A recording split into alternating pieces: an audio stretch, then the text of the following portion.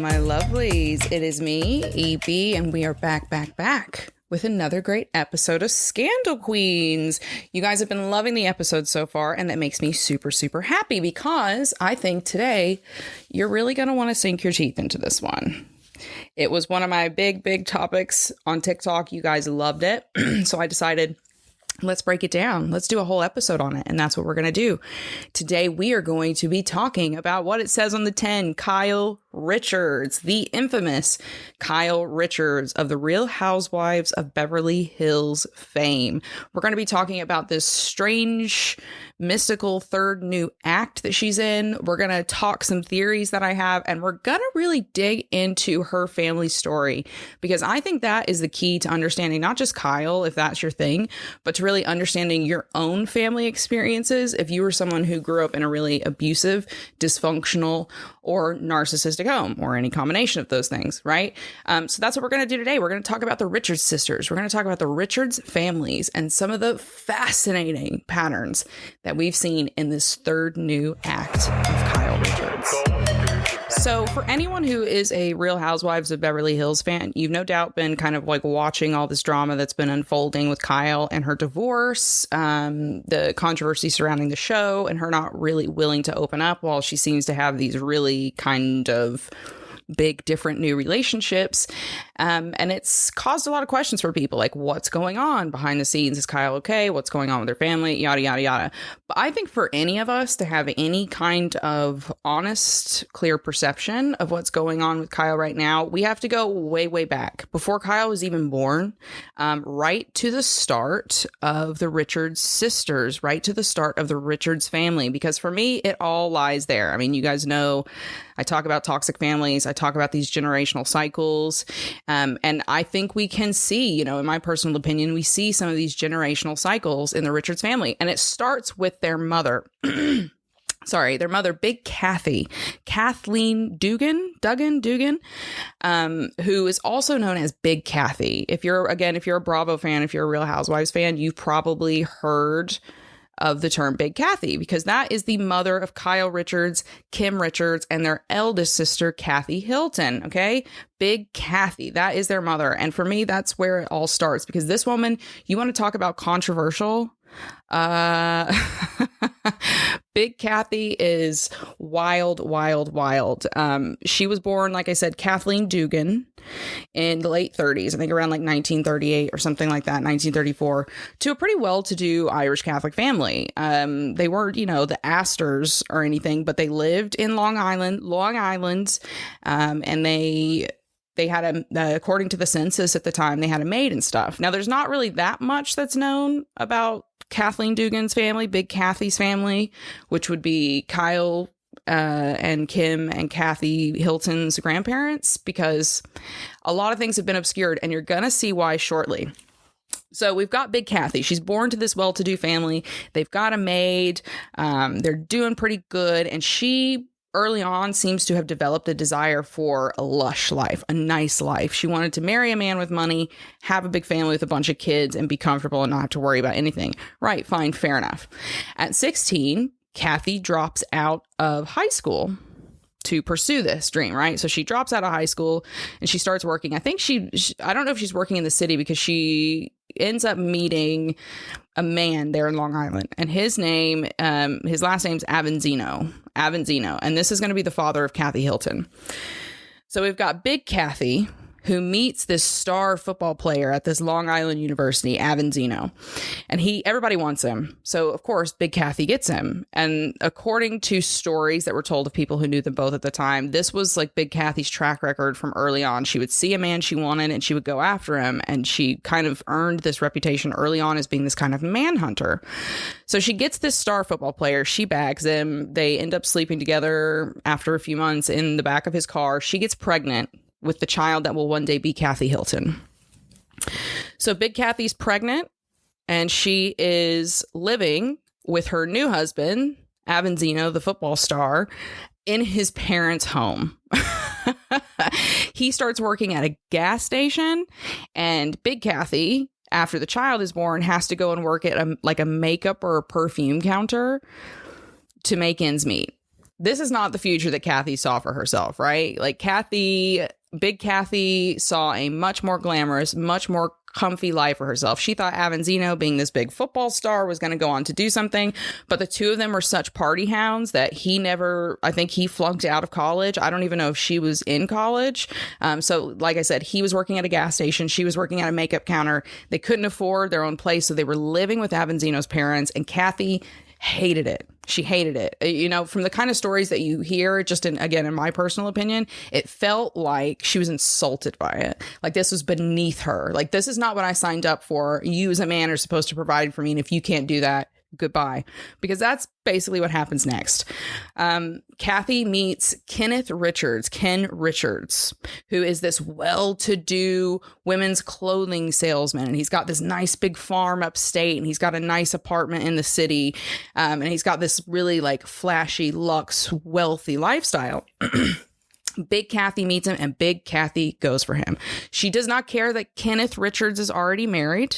Actively married, not like separated and weird, like actively married, and that he has 3 children. That does not bother Big Kathy. She goes in for the kill and latches herself onto Kenneth Richards. Now, this is the chapter of the story, before Kyle even comes into the picture, that's so crazy and paints such a crazy, vivid picture of who Big Kathy was as a person, potentially as a mother, and what her future relationships, which would lay the groundwork for her children, looked like, okay? So Big Kathy at this point, I think it's the late 50s, early 60s. So she's a single mother now of who will be Kathy Hilton, who's right now Kathy Avanzino. And she's working in the city and she's trying to find a man. She meets Kenneth Richards. He's super wealthy. He's got the life that she's always wanted. But the fly in the ointment is that he's married with 3 children. Kathy doesn't care. She attaches herself to this man anyway, and she starts a relationship with him. Now, Kenneth, being a wealthy man, has a wife that's in society, right? She goes to these certain clubs. She's a member of these certain charity groups and all this kind of stuff. And she's kind of known around the city and that they live. I believe they're in New York City at this time. Kathy flaunts this relationship with Ken anyways. She flaunts this relationship with Ken anyway. She doesn't care that he's married. She doesn't care that he has kids. She goes, allegedly, again, this is all alleged in the House of Hilton book, which they got pulled out of print. But allegedly, she has this confrontation in a club with Kenneth's wife, okay? Apparently, someone alleged that she poured eye drops into the wife's drink to make her sick. There was another story that Big Kathy followed this man's wife out of a club publicly in front of everyone, screaming, yelling, cursing at each other. And when the woman tried to get in the car to drive off, Kathy allegedly slammed the woman's ankle in a car door. And for those of you who remember what car doors were like in the late 50s and early 60s, I'm surprised that didn't break her ankle. Maybe it did. Absolutely nuts. So it's chaos and it's drama. Somewhere in this, Big Kathy gets pregnant with Kim, gives birth to Kim. So this is around like 1963. 1962, 1963, something like that. She has Kim Richards. Eventually, Ken separates from his wife, gets the divorce, marries Big Kathy. But I mean, obviously, look at it, right? It's like a scandal. It's very, very controversial. It's, there's these horrible stories coming out from, one of Kenneth Richards' daughters, and his ex-wife is telling all these stories. It's just very, very crazy. So they get married, and the marriage, terrible. Absolutely terrible. There's lots of violence. There's lots of drinking. I believe there was mention of infidelity on both sides. It's just absolute, utter chaos. And this is what Kathy is living in.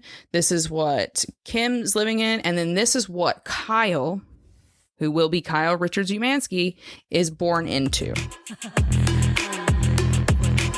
Now, a few years after Kyle was born, Kenneth Richards and Big Kathy decide to split.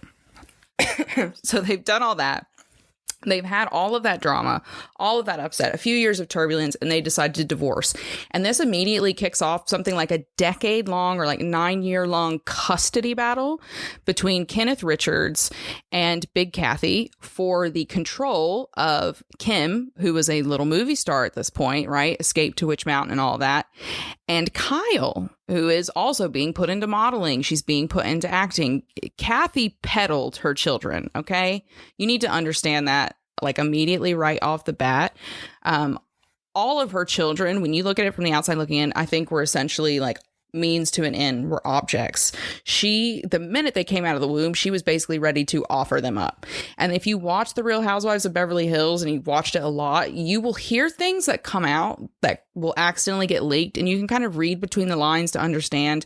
Like when Kyle talks about, I had to drive myself to the studio at 12, 13 years old. My mom would just be like, oh yeah, drive yourself. I trust you. And anyone with common sense is like, that's not a parent who trusts their child. That's a parent who doesn't give a shit about their child. 100%. Like, that mother threw you the keys, baby girl, and let you drive, not because she trusted you. It's because she couldn't be bothered taking you to the job that she forced you to work to keep her in diamonds and a luxe lifestyle, right? So this is what Kyle is born into. She's got her parents fighting over her and her money and her quote unquote career as a child. And she's got this mother who now has this reputation. She's had her second marriage. She's got 3 children, and she's got a reputation for being brutal. They've now moved from the East Coast to the West Coast. They are in Beverly Hills, Los Angeles, which of course is being funded by Kenneth Richards. And meanwhile, there's still drama going on. There's still drama going on at this point, right? So according to Kenneth Richards' daughter, again, this was in that book, House of Hilton. I can't remember the guy's names, like Jerry Oppenheimer or something, who wrote it. According to the daughter of Kenneth Richards from his first marriage, she said that Kathy was just horribly brutal. She alleged that Big Kathy pushed her grandmother down the stairs. So Kenneth Richards' mother allegedly was shoved down the stairs. And they also believed that she had potentially, and this is all alleged, that Big Kathy had tried to poison his mother as well. Or maybe, I believe it may have been him that was pushed down the stairs, but she definitely tried to poison his mother. It's just, this story, it's nuts. Kenneth's daughter also alleged that one afternoon, Kathy put a screw in a cheeseburger or a sandwich that she was eating in an effort to either break her teeth or to choke her and kill her. Again, I'm not making that up. That is what is alleged by Kenneth Richards' daughter. There's just this insane behavior. So Kathy gets divorced from Kenneth Richards, and she moves on to this guy, Jack Catania, who was essentially in the mob. He got arrested a few years after they got married. There's some rumors that they may have gotten married twice, which is crazy. But he was the one that gave her one of those, that big, crazy, ridiculous looking diamond that Kyle wears. That is the one that I believe Jack Catania gave her mother, right? And again, Jack Catania, literally in the mafia, was arrested and put into prison forever on all these felony charges of like embezzlement and money laundering and wire fraud and harassment and what is that, like the paid protection, basically any RICO charge you can imagine. This guy got it before there were RICO charges and put in jail. So Kathy bops away from this literal gangster into her 4th marriage. And this is her final marriage. So at this point, she is now Big Kathy Dugan Avanzino Richards Catania. That's her full name at this point. So she gets into her 4th marriage. And this one is with Richard Fenton. This is Kathy's last marriage. And this one, you guys, this is, again, also insane. So Richard Fenton is a well-known businessman in Palm Springs. It's where the Palm Springs house came from. He was known as a silver fox. He was really good looking, really athletic, took really good care of himself, and was known as like beep bopping around as just this hot, like kind of older man in Palm Springs. Very, very, very, very wealthy. So of course, Kathy, who's no longer got her mafioso, that's what she's going to go for. That's what she decides to go for. And she gets him. She gets this Richard Fenton. That becomes her final last name. So she's now Big Kathy Dugan Avanzino Richards Catania Fenton. She always keeps the name because it's like part of her Black Widow apparatus. And again, it's total absolute chaos. Now, Richard Fenton, there's not a lot of information out there. He went to ground. I don't know when. I think he died in like 2014. I believe he outlived Big Kathy. But I'm telling you, like, there's no pictures of him online. They're very hard to find. There's very little information on him. But there are lots of testimonies from his daughter. In that book, House of Hilton, which you can go and find the PDFs online, but you can't buy the book anymore. She alleged a whole bunch of stories about Big Kathy and her father being together. She said that there was tons of financial abuse. She said that her father was basically really, really wealthy when he got into a relationship with Kathy, but then alleged by the end of it, he was broke, that Kathy took everything from him, including his house, which you probably got to see in the early seasons of Real Housewives of Beverly Hills when they go to Palm Springs. I believe that was the same house. He was renovating this house, and Kathy basically took it over and sold it and then started renovating her own house, which might be the one you see in Real Housewives of Beverly Hills, or vice versa. Essentially, the house that Kathy passed on to her daughters that we see in the Real Housewives of Beverly Hills early seasons, that was, according to Richard Fenton's daughter, funded by Richard Fenton. And he, again, alleged by this daughter of his, was because he got swindled out of everything and forced to pay for everything and give up everything he owned to Big Kathy. Again, all alleged. This same daughter alleged that she was pushed out of the will, again, on Big Kathy's adamance. And that was a pattern that had kind of popped up in her other relationships. It was like once she was in there, she wanted the old kids out. She wanted the old kids out. She didn't want her kids competing against other children for the money that she felt entitled to in those relationships.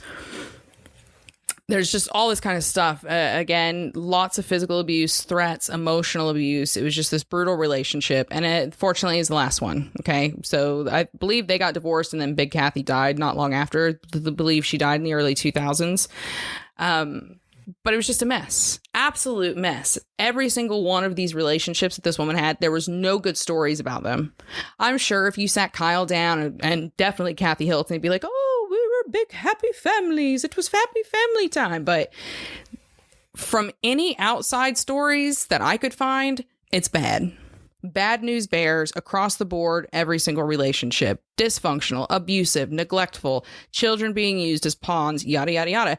And it makes sense when you find out that later on down the road, what Big Kathy taught her three daughters, Kyle, Kim, and Kathy, was that they needed to use men. They needed to marry the richest possible men they could get their hands on and have as many children by them as possible. And then if they got a better offer, move on to the next man with more money. That is literally what she taught them. And surprise, surprise, we'll talk about this in a future episode, but Kris Jenner, who was around Big Kathy as a young woman, used the same playbook. Picked her playbook up literally from Big Kathy. And that's, you know, kind of where we then pick up with Kyle. And I think when you have that perspective, all of that craziness, all of those marriages, all of those dysfunctional relationships, the children being used as pawns in the middle of it, custody battles, money, bouncing around, criminal ties, it paints such a different picture of Kyle and where we see Kyle at right now in her current life. Because imagine what she would have experienced. On the best case scenario, which it's such a red flag. It is such a red flag that they all try to only tell positive stories about their families. Such a red flag, because every family who acts that way, who pretends that everything's been perfect and good and we've all been nice to each other, it's bullshit. It's always bullshit. You're not going to have that many people together in a family and get together all the time, like get along all the time. It's just not a realistic thing. So if someone's saying that, they're lying. They're lying. But it so makes you understand Kyle, because as we see Kyle in the show, she's like this kind of neurotic person. She's super, super anxious and she's on edge and she wants to be perfect all the time. And she tries to like micromanage everything out of a need for safety. And when she's in a relationship, she completely molds to that person and gloms onto that person and does whatever she has to do to keep that person happy, as she's explained herself. And that would make so much sense when you see this child who is trapped in the maelstrom of a narcissistic mother. Because make no mistake, in my personal opinion, that's what Big Kathy was. You cannot move through life and have that many stories of being a physically violent, vicious person. I mean, there was one of her friends called her Imelda Marcos, right? The drug dealer's wife, like the Imelda Marcos, dictator's wife. neither here nor there. You cannot move through life as Kathy Hilton moved through and be an empathetic, caring person who's trying to do better. All the stories of Kathy Hilton paint her as a vicious, greedy, brutal woman. And her daughters may try to pretend like, oh, she would have done anything for family. I think if you go and look at the way the sisters act, she would have discarded them for anything, which we'll get to in a minute. We'll get to this pattern of discarding. But this is the kind of world that Kyle was born into. And that, to me, is a narcissistic family in action. A family system who is topped by one empathyless brute who is lashing out, striking out, punishing anyone, and using them to get what they want. They see people as a means to an end, as pawns, not people. And that includes their children. And I think from some of these stories, you can even argue that maybe it goes further. Again, I'm not sitting here as a psychologist or a therapist and telling anybody this, but it's deeper than narcissism. But, you know, all psychopaths are narcissists by clinical definition. I think as well, it's that extra layer of that narcissistic mother, because it's also the way the children were used, the way they were slung into movies, slung into modeling. And I mean, look at Kim. Look at Kim. Look at the state Kim's life has been in. You want to tell me that's not a traumatized person? Because that's what I see with any addict. Like literally 9 out of 10 addicts. That's what I see. I see a traumatized person who was failed. First by their parents, then by society. And if we want to look at that, and then we want to look at Kyle as well, just this constant anxiety. She's described herself losing herself in people. It fits the pattern of being raised by a woman who doesn't allow authentic self to develop. A woman who shapes her child into what she wants of them, makes demands and expectations of them that run so deep, they keep living in her shadow after her fucking death. They keep perpetuating her myths after her fucking death. She's not even here, and they are still living in fear of her shadow and perpetuating her lies. And that is what these narcissistic mothers do. They bleed inside of their children and completely combine their delusion, their mythology with that child's worth, with that child's sense of shame and pride and all of that kind of stuff. It now brings, you can tell when you see these sisters on TV and the mother gets brought up and Kathy's like, don't talk about mom. You can tell that there is a sense of shame tied into it. Well, we can't talk bad about mom or we are shameful. That's literally brainwashing that this woman, this brutal woman who used to beat on her husbands, and you want to tell me she beat on her husbands and she never beat on her kids? I don't buy it. I don't buy it for a second. It to me, I don't know. Yeah, I see patterns of fear, and I see patterns of trauma, and I see patterns of like survival, especially in Kim Richards and Kyle Richards. And I think that those patterns are especially important to pay attention to. Let's take a little deeper look at those patterns, especially as it pertains to Kyle, because I think if you're someone who's questioning what's going on with Kyle right now, like why is she suddenly changed? What's going on? Like why is she suddenly pursuing a divorce with Mauricio versus something else? I think you really have to pay attention to Kyle's specific patterns, which to me tie in this narcissistic family dynamic. And I'm not saying that Kyle is a narcissist, but to me, she looks like a child raised in a narcissistic family. You see that changing of self to match relationships, right? Like we saw her molding herself to Mauricio, what Mauricio wanted, what Mauricio expected, what was expected of her in that life. And then we've seen now that she's in a new relationship. It's like a 180 shift. And it's not just aesthetic. It seems to be everything. She's like speaking up for herself more. She's not willing to take shit from Mauricio. She's not playing that kind of demure backseat housewife anymore. And to me, again, what happens in the narcissistic family? Children learn to wear the cloak that their parent demands of them. They literally shape themselves to whatever that parent demands of them, and they lose their true self. So that could be something that we're seeing in Kyle when she jumps out finally of this system and she has this dramatic shift. It could be because she's trying to explore that true self for the first time. I think also if you look at those patterns of anxiety, that like neurotic behavior, that perfectionism, like she wants to be the perfect mom and she wants to get everything right and she wants everyone to see her as being perfect and on the right side of things. I think that there's a few different levels there. To me, that could be a part of the youngest child playing the black sheep. So if she was in the black sheep role while Kim was getting her roles and Kathy was running off with a Hilton, you could see some of this need to like cling to everything, make it perfect, super anxious if things aren't perfect and she's not in control because that means she doesn't have safety, right? Could also be the forgotten child if she was the forgotten child. Which is a little bit different than the black sheep. The black sheep has more blame attached to it, which happens really often with youngest children because they can't defend themselves. So they'll get a lot of blame from older siblings, from the narcissistic parent, yada, yada, yada. She could be like, these could be signs of the forgotten child, this kind of need for perfectionism, high anxiety, high neuroticism. That could be the sign of a child who was ignored, who fell through the cracks, who didn't get the same attention as the other ones or had to work harder to get the attention of the other ones. And here's another thing that kind of sticks to me, and I could be totally wrong about this. I haven't been wrong about these things yet, but I could be. I think there could be signs of neurodivergence in Kyle. I think it's very, very possible that she is an autistic ADHD woman. Who, you know, kind of fits the traumatized pattern of that neurodivergent state.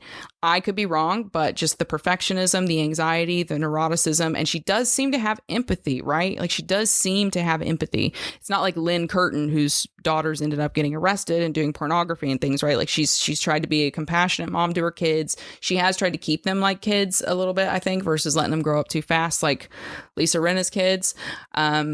You know, there's just some things there that I think she could be like a neurodivergent parent, which is just quite interesting. And we see this kind of pattern breaking with the neurodivergent surviving children of narcissistic parents. So that's interesting.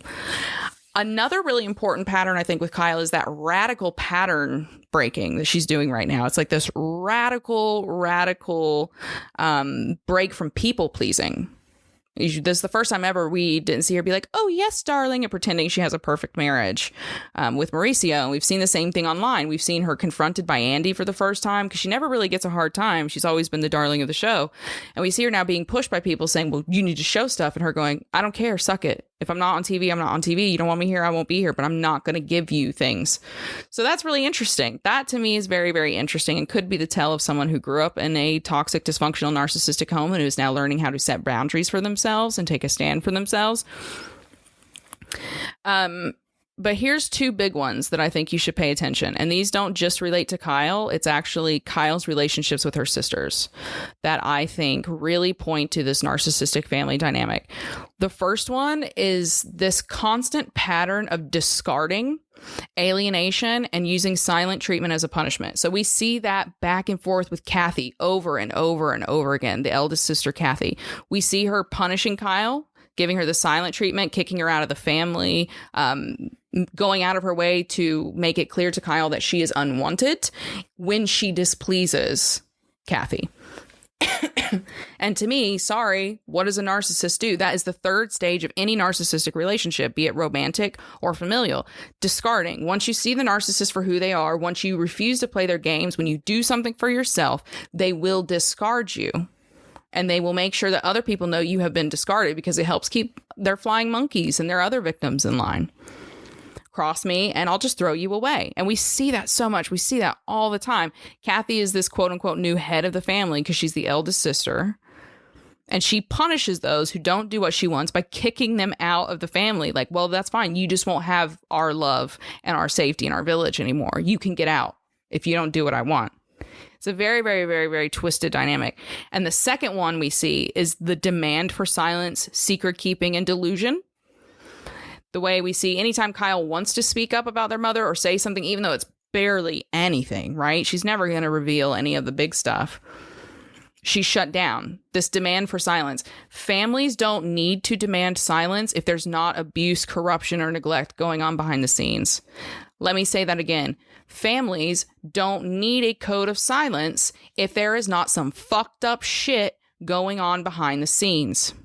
You don't have to make your children keep decades of silence. You don't have to terrify them into selling the public a different image of you if you are a good person.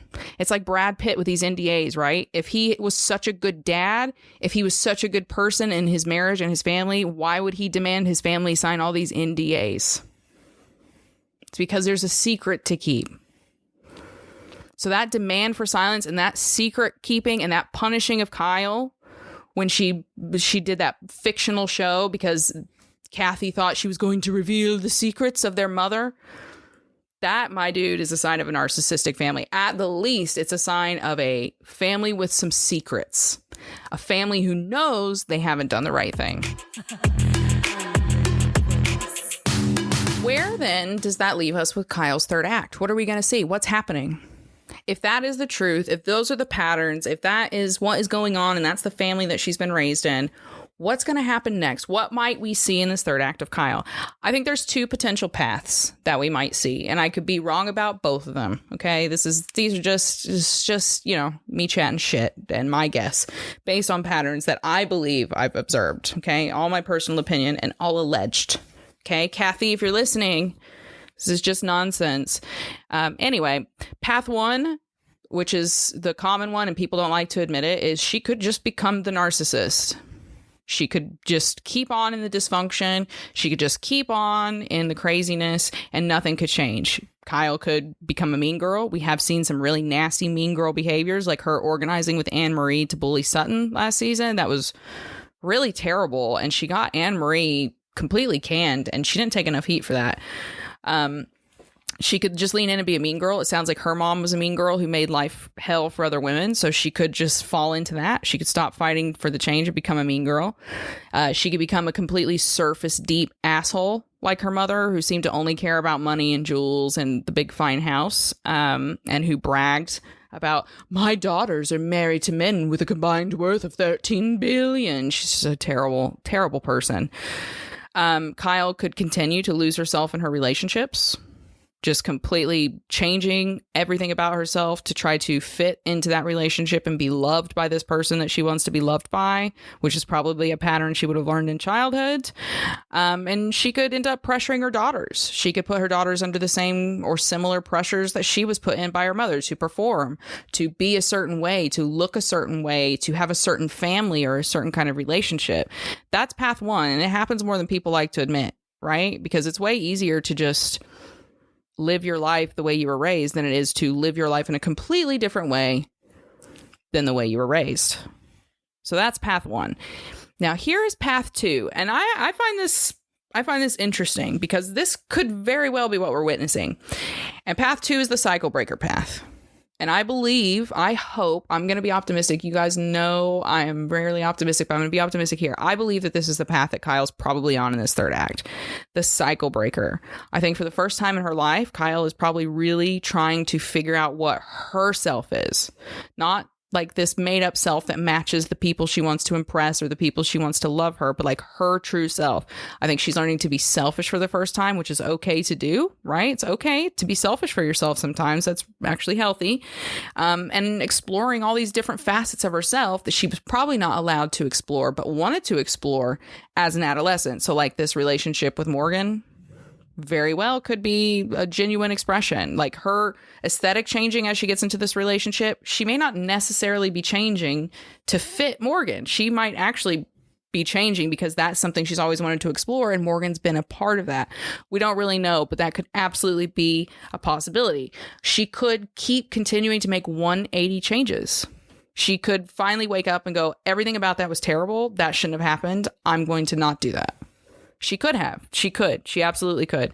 She could keep doing that with her attitudes, her beliefs, her relationships, all of that kind of stuff. And she might expand and give her kids like freedom that she never had.